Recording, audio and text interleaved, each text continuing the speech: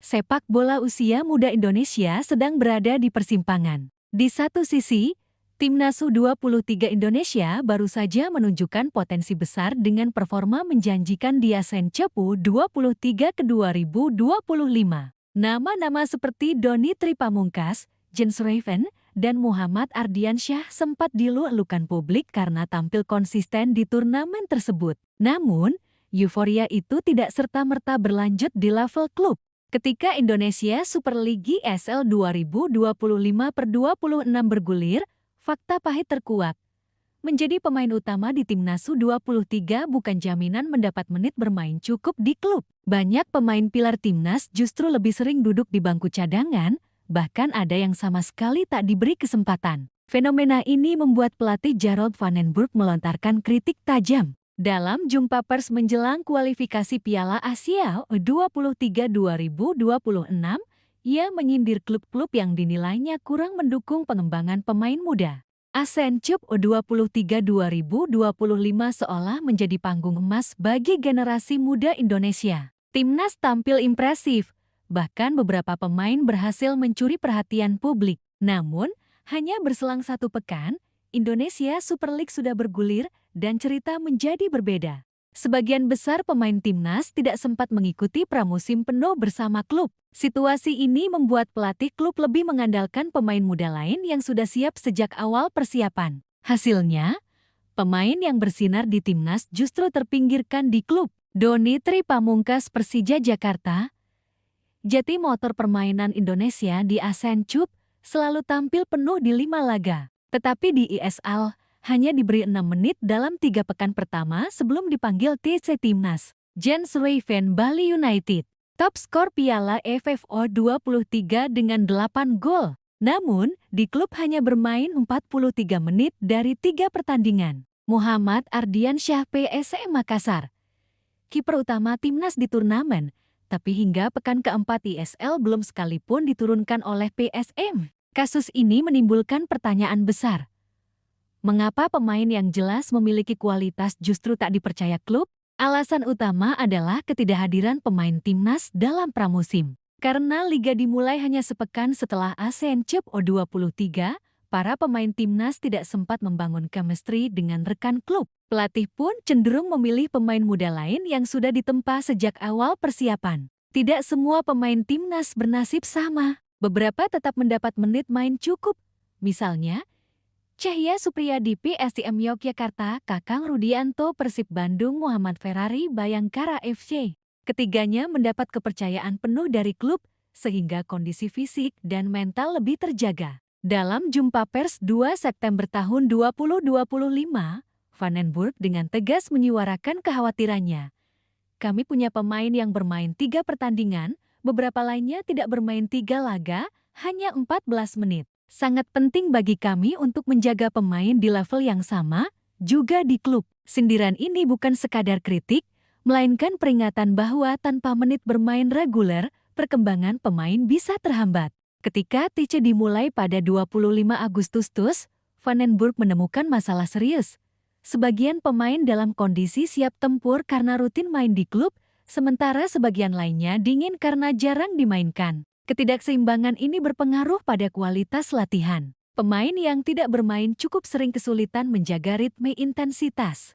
Minim menit bermain membuat kondisi fisik pemain tidak optimal. Saat langsung dipaksa tampil di laga internasional, risiko cedera meningkat. Selain itu, performa di lapangan bisa inkonsisten karena kurangnya jam terbang kompetitif. Van den Burg dikenal sebagai pelatih yang menekankan permainan kolektif dan transisi cepat. Untuk menerapkan pola tersebut, pemain harus dalam kondisi prima dan terbiasa dengan intensitas pertandingan.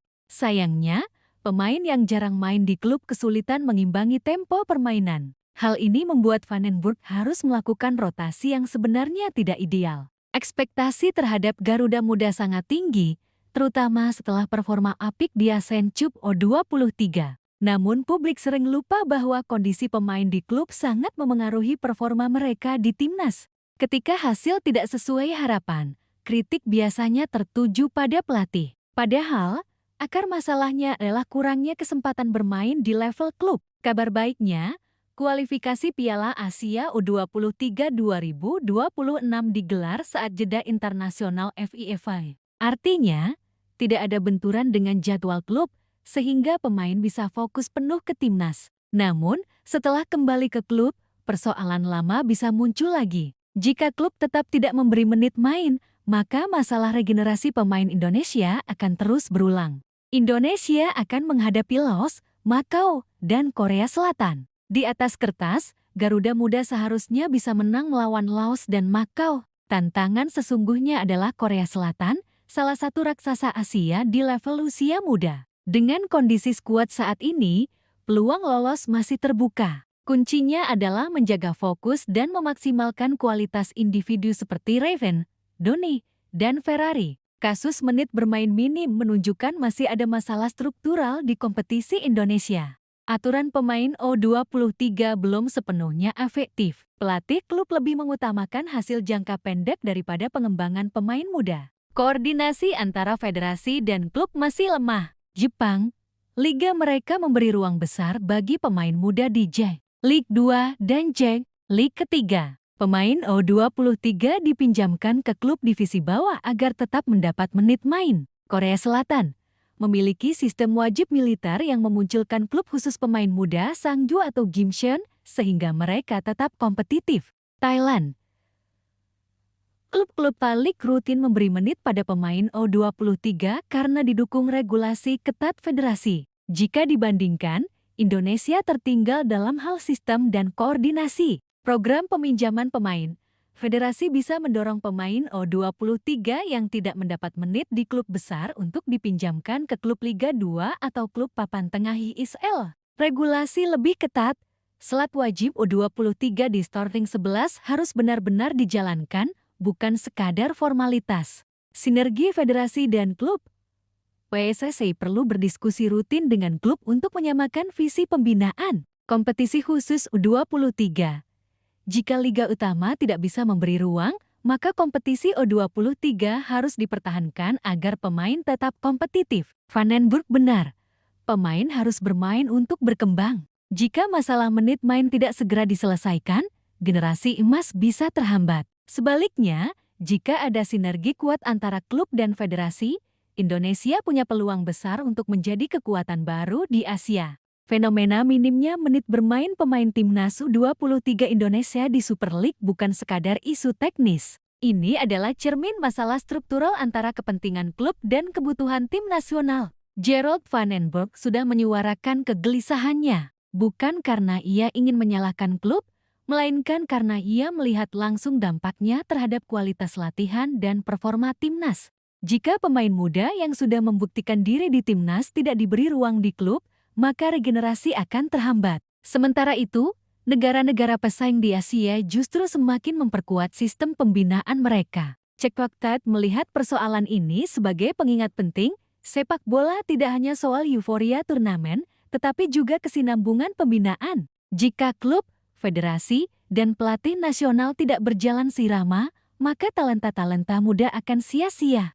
Kini pertanyaannya, apakah kritik Vandenberg akan menjadi momentum perubahan? Ataukah kembali hanya jeti cerita lama yang berulang di sepak bola Indonesia? Yang jelas, masa depan Garuda Muda ada di tangan kita semua.